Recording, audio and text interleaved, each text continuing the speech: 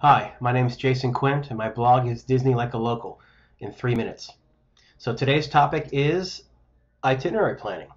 The itinerary is one of the most important tools that you're going to have to prevent you from spending more money than you need to, because those people without their plan, those people are just going to show up and go where the wind may take them. Well, the wind is going to take it to some place that's going to have you spending a lot more money than you really need to. The second aspect about your itinerary and your plan is it has to be realistic.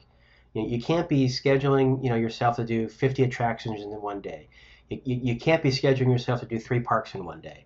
You need to leave enough time to get everything done, but at the same time not feel that you've been scheduled to death, so that when the line at Space Mountain is taking 75 minutes as opposed to the 45 minutes that they posted, and it happens, that you're not all of a sudden missing something out. And because your itinerary is so scheduled out so tightly, that means you have to skip something that you wanted to do.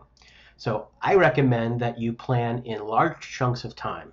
And we're not talking, an hour. We're talking 2 to 3 hour blocks. So early morning, mid morning, early afternoon, late afternoon. What are the two things that you want to accomplish in each of those blocks? That way, you have time to be able to, call an audible if you need to. The other thing I recommend is leaving open space in your itinerary, because stuff happens. In Florida, in the summer, 3 o'clock or so, for an hour there's a huge thunderstorm. Just about every single day.